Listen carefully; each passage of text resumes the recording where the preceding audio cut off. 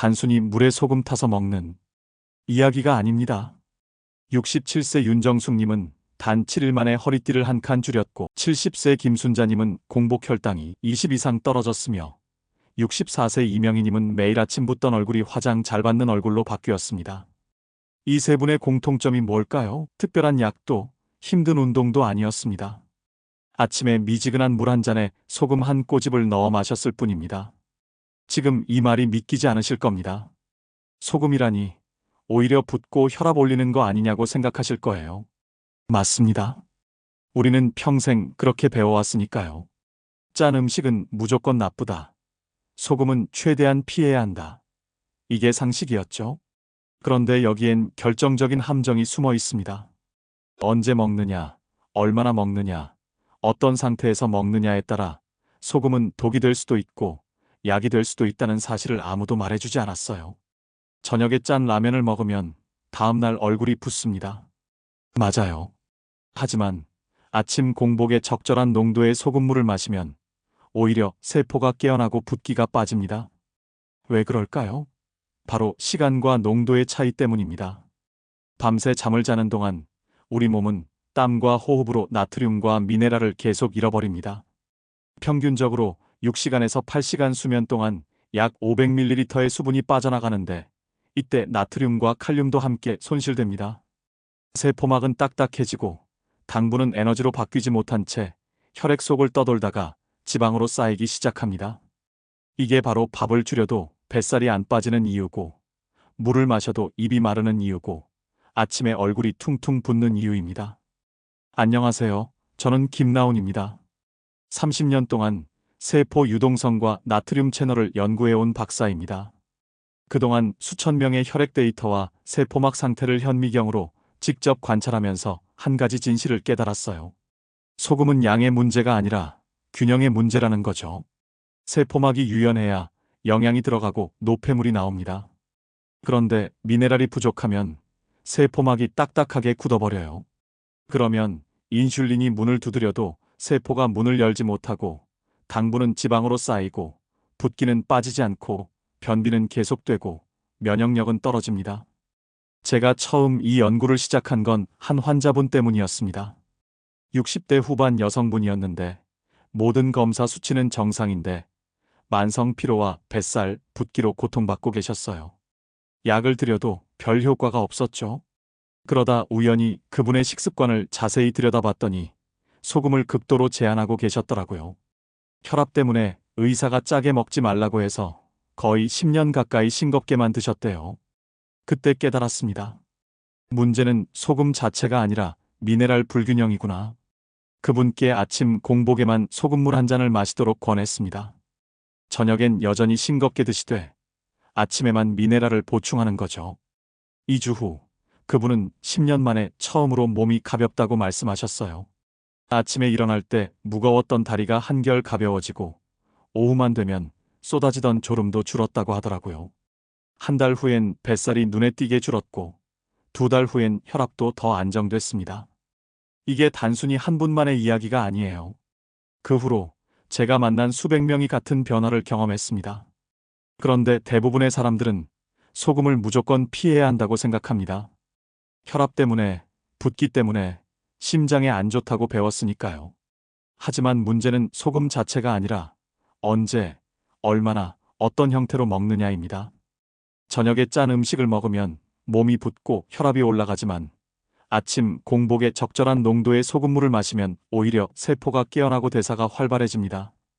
이 차이를 아는 사람과 모르는 사람의 10년 후 건강 상태는 완전히 다릅니다. 제가 오늘 말씀드릴 내용은 단순히 물에 소금 타먹는 방법이 아닙니다. 왜 우리 세포가 아침마다 미네랄을 갈구하는지, 그걸 채워주지 않으면 뱃살과 혈당, 붓기가 어떻게 악순환으로 이어지는지, 그리고 단 한 잔의 소금물이 어떻게 이 모든 걸 바꿀 수 있는지를 과학적으로 설명해 드릴 겁니다. 특히 오늘 영상 끝까지 보시면 어떤 소금을 써야 하는지, 정확한 농도는 어떻게 맞추는지, 어떤 분들은 주의해야 하는지까지 완전히 정리해 드릴게요. 이 내용 처음 들으셨나요? 댓글로 알려주세요. 며칠 전 67세 윤정숙 님이 제게 이런 이야기를 해주셨어요. 밥을 줄이고 매일 30분씩 걸어도 뱃살이 그대로라 속상했대요. 물을 아무리 마셔도 입이 마르고 아침에 일어나면 얼굴이 퉁퉁 부어서 거울 보기가 싫었다고 하더라고요. 윤정숙님은 혈압도 정상이고 당뇨도 없는데 왜 이렇게 몸이 무겁고 피곤한지 이유를 몰랐습니다. 병원에 가도 특별한 이상이 없다는 말만 들었고 그저 나이 탓이라고 생각했대요. 그러다가 우연히 한 블로그에서 아침 소금물 한 잔이라는 글을 보고 반신반의하면서 시작했대요. 미지근한 물 한 컵에 천일염 한 꼬집. 정말 이게 다였습니다. 그런데 단 7일 만에 몸이 달라지기 시작했어요. 아침마다 무겁던 몸이 가벼워지고 걸을 때 숨이 덜 차며 얼굴 붓기도 눈에 띄게 줄었다는 겁니다. 특히 놀라웠던 건 변비가 해결됐다는 거예요. 원래 3일에 한 번 겨우 보는 수준이었는데 소금물을 마신 지 5일째부터 매일 아침 자연스럽게 화장실에 가게 됐대요. 특별한 약도 극단적인 다이어트도 아니었어요. 밤새 빠져나간 미네랄을 아침에 되돌려주는 단순한 변화였죠. 윤정숙님은 지금도 매일 아침 이 습관을 이어가고 있고 허리띠를 한 칸 줄였다며 웃으면서 말씀하셨습니다. 이렇게 작은 변화만으로도 충분히 달라질 수 있습니다. 나이가 들면서 대사가 느려지고 세포막이 딱딱해지는 건 자연스러운 일이에요. 하지만 그걸 방치하면 뱃살, 붓기, 혈당, 피로가 모두 한꺼번에 찾아옵니다.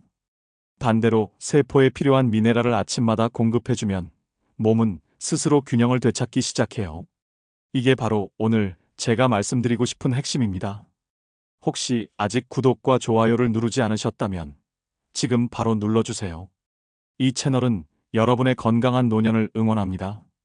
끝까지 보시면 왜 지금 당장 여러분의 작은 습관을 바꿔야 하는지 분명하게 깨닫게 되실 겁니다. 오늘 이 영상에서 말씀드릴 내용은 여러분의 건강관리 방식을 완전히 바꿀 수 있는 중요한 지혜입니다. 이 이야기를 끝까지 듣고 실천하셔야만 진정한 변화를 경험할 수 있어요. 여러분의 식습관을 바꾸는 작은 실천만으로도 충분히 일어날 수 있는 일이죠. 그래서 이제는 우리 일상에서 세포와 직접 연결되는 소금물의 비밀을 하나씩 짚어보겠습니다. 세포막이 딱딱해지면 당분이 세포 안으로 들어가지 못하고 혈액 속을 떠돌다가 결국 지방으로 쌓입니다. 특히 복부는 인슐린 저항성이 높아지는 첫 번째 지점이에요. 한국영양연구원 자료에 따르면 미네랄 불균형 상태가 지속되면 인슐린 저항성과 복부 지방 형성률이 30% 이상 높아진다고 합니다. 이게 바로 밥을 줄여도 뱃살이 안 빠지는 이유예요. 세포가 당을 받아들이지 못하니까 몸은 계속 에너지가 부족하다고 느끼고 결국 더 많은 음식을 찾게 되는 악순환이 시작됩니다. 아침에 소금물을 마시면 세포막이 유연해지면서 인슐린이 제대로 작동하기 시작해요.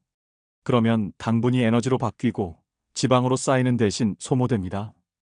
박정임 68세님은 아침마다 소금물 한 잔을 마시면서 허리띠가 헐렁해졌다고 말했습니다. 처음엔 반신반의했는데 3주차부터 바지가 편해지더래요. 공복에 미지근한 물 한 컵에 천일염 한 꼬집을 넣어 천천히 마시는 게 전부였어요.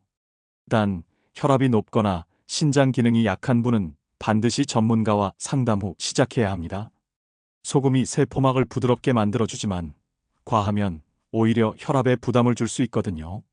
여러분은 요즘 허리띠가 점점 조여온다는 느낌이 있으신가요? 세포가 말랑해지면 당분이 에너지로 제대로 바뀌면서 혈당이 자연스럽게 내려갑니다. 국내 노화세포연구소에 따르면 적절한 미네랄 공급은 인슐린 민감도를 향상시켜 혈당을 10에서 20%까지 낮출 수 있다고 해요. 이건 약이 아니라 세포 본연의 기능을 회복시켜주는 거예요. 인슐린이 제대로 작동하려면 세포막이 유연해야 하거든요. 막이 딱딱하면 인슐린이 문을 두드려도 세포가 문을 열지 못합니다. 그러면 혈액 속 당분은 계속 떠돌고 혈당은 올라가고 췌장은 더 많은 인슐린을 만들어내느라 지쳐갑니다. 이게 반복되면 결국 당뇨병으로 이어지는 거죠. 김순자 70세님은 아침 소금물을 꾸준히 마신 뒤 공복 혈당이 20 이상 내려갔다고 합니다. 원래 120대였는데 지금은 100 초반으로 안정됐대요. 소금물 마신 후 20분간 공복을 유지해서 세포에 미네랄이 충분히 흡수되게 하는 게 포인트예요. 이 시간 동안 몸속에서는 나트륨과 칼륨이 세포막을 통과하면서 균형을 맞춰갑니다. 당뇨약 복용 중인 분은 소금물과 약 복용 간격을 최소 30분 이상 두세요. 약효와 겹치면 저혈당 위험이 있을 수 있거든요.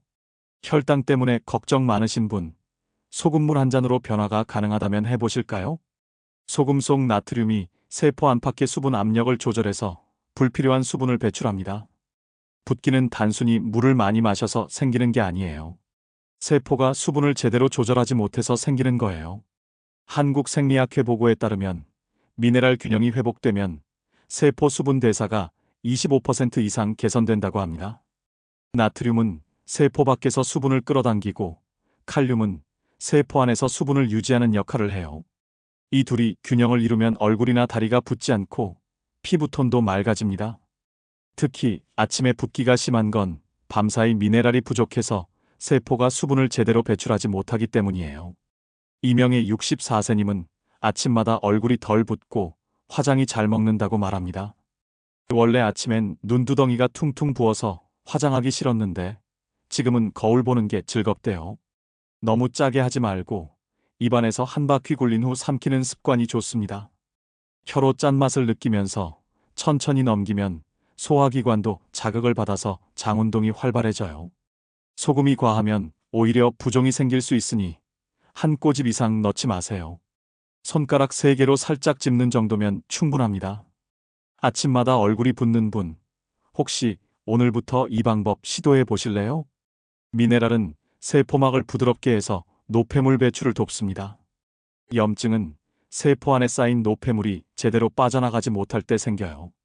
국제미네랄학회는 나트륨과 마그네슘이 백혈구 활성도를 높여서 면역 반응을 개선한다고 발표했습니다. 백혈구가 활발하게 움직이려면 세포막이 유연해야 하거든요. 막이 딱딱하면 백혈구가 감염 부위로 빠르게 이동하지 못하고 결국 작은 감염도 오래가게 됩니다. 환절기마다 감기에 잘 걸리는 이유도 여기에 있어요. 미네랄이 부족해서 면역세포가 제대로 작동하지 못하는 거죠. 이재호 76세님은 아침 소금물 습관을 시작한 후 감기에 잘 걸리지 않는다고 전했습니다. 원래 환절기마다 목이 붓고 기침이 심했는데 지금은 한 달 넘게 감기 한 번 안 걸렸대요. 소금물 마신 후 가벼운 스트레칭으로 순환을 돕는 게 좋아요. 팔 돌리기, 목 돌리기, 허리 비틀기 같은 간단한 동작만으로도 혈액순환이 빨라지고 미네랄이 온몸에 퍼집니다. 속이 쓰리거나 어지러우면 농도를 낮추세요. 처음부터 너무 짜게 하면 위벽이 자극받아서 속 쓰림이 생길 수 있어요. 요즘 잔병 치레가 잦은 분, 몸속 세포가 답답하게 막혀 있는 건 아닐까요? 소금물은 장 운동을 자극하고 장 속 수분을 늘려서 배변을 쉽게 만듭니다. 변비는 단순히 식이섬유가 부족해서만 생기는 게 아니에요. 장 근육이 제대로 수축하지 못해서 생기는 경우가 많거든요. 한국장건강학회에 따르면 나트륨 이온은 장 근육 수축을 촉진해서 배변 속도를 높인다고 합니다. 아침에 소금물을 마시면 위와 장이 깨어나면서 자연스럽게 배변 신호가 옵니다. 이건 억지로 밀어내는 게 아니라 몸의 리듬을 되찾아주는 거예요. 장은 우리 몸의 제2의 뇌라고 불릴 만큼 중요한 기관인데 장이 건강해야 영양 흡수도 잘 되고 면역력도 올라갑니다. 박희자 74세님은 20년 변비에서 벗어나 매일 아침 시원하게 본다고 했습니다. 원래 3일에 한 번 겨우 보는 수준이었는데 지금은 아침 식사 전에 화장실에 가는 게 습관이 됐대요. 기상 후 30분 안에 소금물을 마시고 가볍게 걷기 운동을 병행하면 효과가 더 좋아요. 걷기는 장을 자극해서 연동 운동을 활발하게 만들어줍니다. 설사 증상이 생기면 하루 쉬고 농도를 줄이세요. 몸이 적응하는 시간이 필요하니까 천천히 시작하는 게 중요해요. 요즘 화장실 가는 게 고민이신가요? 이제 어떤 소금이 가장 좋은지 실천할 때 주의할 점을 구체적으로 알려드릴게요. 천일염은 미네랄 함량이 높고 가격도 경제적입니다. 바닷물을 햇볕에 자연 증발시켜 만들기 때문에 나트륨 외에도 마그네슘, 칼슘, 칼륨 같은 미네랄이 골고루 들어있어요. 정제염이나 맛소금은 화학적으로 정제하는 과정에서 미네랄이 거의 사라지고 나트륨만 남습니다. 그래서 같은 양을 먹어도 천일염은 세포에 영향을 주지만 정제염은 그냥 짠맛만 더할 뿐이에요. 처음엔 천일염으로 시작하고 익숙해지면 용소금이나 핑크솔트로 바꿔도 좋습니다. 용소금은 히말라야 산맥에서 채취한 암염인데 철분과 미네랄이 풍부해서 색이 분홍빛을 띱니다. 집에 어떤 소금 쓰고 계신가요? 물 200ml에 소금 한 꼬집 또는 그라인더 한 바퀴가 적당합니다. 손가락 3개로 살짝 찝는 정도면 약 1g에서 1.5g 정도예요. 이 정도면 세포막을 부드럽게 하면서도 혈압에 부담을 주지 않는 적정 농도입니다. 짠맛이 너무 강하면 미네랄보다 나트륨만 과하게 들어가서 오히려 붓기나 갈증을 유발할 수 있어요. 손으로 짭짤하다고 느낄 정도의 농도가 이상적입니다. 입에 머금었을 때 짜다는 생각이 확 들 정도면 너무 센 거고, 거의 맹물처럼 느껴지면 너무 연한 거예요. 여러분은 소금물의 농도 어느 정도가 편하신가요? 공복에 미지근한 물이 가장 흡수율이 높습니다. 아침에 위가 비어 있을 때 소금물을 마시면 위벽을 통해 나트륨과 미네랄이 빠르게 흡수됩니다. 찬물은 위에 부담을 주고 소화효소 활동을 떨어뜨려요. 반대로 뜨거운 물은 입안 점막을 자극해서 불편할 수 있고요. 손으로 만져봤을 때 따뜻하다 느끼는 정도면 충분합니다. 체온과 비슷한 온도가 가장 부담 없이 흡수돼요. 온도계로 재면 대략 35도에서 40도 사이인데 굳이 재지 않아도 손등에 대봤을 때 미지근하다 싶으면 딱 맞습니다. 여러분은 아침에 물을 어떤 온도로 드시나요? 매일 같은 시간에 마시면 몸이 리듬을 기억합니다. 우리 몸은 습관의 동물이에요. 아침 7시에 소금물을 마시는 걸 반복하면 몸이 그 시간에 맞춰 소화효소를 준비하고 장운동을 시작합니다. 건너뛰면 흡수 효율이 떨어지고 효과도 미세하게 줄어들어요. 하루 이틀 건너뛰는 건 괜찮지만 일주일 이상 불규칙하게 하면 몸이 리듬을 잃어버립니다. 기상 후 바로 마시는 습관을 스마트폰 알람으로 정해두세요. 알람 이름을 소금물 시간으로 설정해두면 깜빡할 일이 없어요. 매일 일정하게 지킬 자신 있으신가요? 혈압약, 당뇨약, 이뇨제 복용자는 반드시 간격을 두고 마셔야 합니다. 혈압약은 나트륨 배출을 조절하는 작용을 하기 때문에 소금물과 함께 마시면 약효가 떨어지거나 부작용이 생길 수 있어요. 당뇨약도 혈당을 낮추는 작용을 하는데 소금물이 인슐린 민감도를 높이면서 저혈당 위험이 있을 수 있고요. 이뇨제는 수분을 배출하는 약인데 소금물이 수분을 끌어당기는 역할을 해서 약효가 상쇄될 수 있습니다.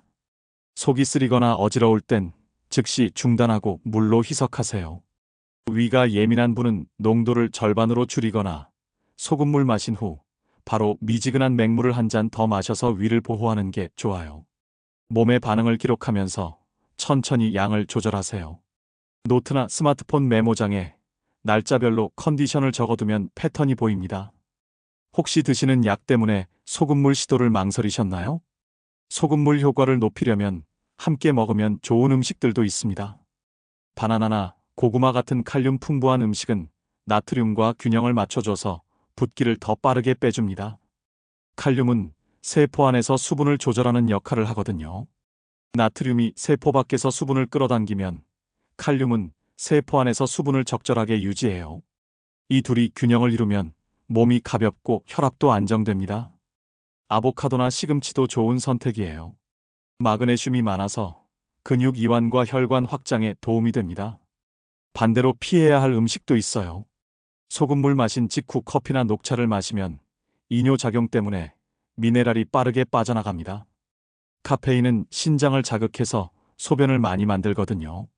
그러면 소금물로 공급한 나트륨이 흡수되기도 전에 배출돼 버려요. 최소한 30분에서 1시간 후에 커피를 드시는 게 좋습니다. 단 음식도 주의하세요. 설탕은 혈당을 급격하게 올려서 소금물로 안정시킨 인슐린 민감도를 다시 망칠 수 있어요. 아침 식사는 소금물 마신 후 20분에서 30분 뒤에 하는 게 이상적입니다. 간혹 소금물을 마시고 속이 더부룩하거나 메스꺼운 분들이 있어요. 이럴 땐 농도를 반으로 줄이고 마시는 속도를 천천히 하세요. 한꺼번에 벌컥벌컥 마시면 위가 놀랄 수 있어요. 입에 머금고 천천히 삼키면서 5분 정도 시간을 두고 마시는 게 좋습니다. 그래도 불편하면 하루 쉬었다가 다시 시도해 보세요. 처음엔 몸이 적응하는 시간이 필요하니까 조급해하지 마세요. 일주일 정도 지나면 대부분 자연스럽게 받아들이게 됩니다. 오늘 말씀드린 핵심은 단순합니다. 짠 게 문제였던 게 아니라 언제 어떻게 먹느냐가 관건이었습니다. 잘못된 상식으로 소금을 무조건 멀리하면 세포는 점점 굳어지고 영양이 제대로 돌지 않아서 피로와 뱃살 혈당 문제가 연쇄적으로 찾아옵니다. 밤새 잠을 자는 동안 우리 몸은 땀과 호흡으로 나트륨과 미네랄을 계속 잃어버립니다. 아침에 일어났을 때 입이 바짝 마르고 몸이 무거운 건 세포가 수분과 미네랄을 갈구하고 있다는 신호예요. 이때 적절한 농도의 소금물을 마시면 세포막이 부드러워지면서 당분이 에너지로 바뀌고 불필요한 수분은 빠져나가고 장운동은 활발해지고 면역력도 올라갑니다. 반대로 아침 공복의 한 잔은 세포를 깨우고 몸의 균형을 회복시킵니다. 나이 탓이 아니라 세포의 리듬 탓이었던 거죠. 우리 몸은 하루 종일 나트륨과 칼륨의 균형을 맞추면서 살아갑니다. 이 균형이 무너지면 붓기, 피로, 혈압 불안정, 소화불량 같은 증상이 나타나요. 하지만 아침마다 소금물 한 잔으로 이 균형을 되찾아주면 몸은 스스로 치유하기 시작합니다. 약이나 영양제가 아니라 세포 본연의 기능을 회복시켜주는 거예요. 지금 당장 할 수 있는 단 한 가지는 내일 아침 미지근한 물 한 컵에 천일염 꼬집을 넣는 것입니다.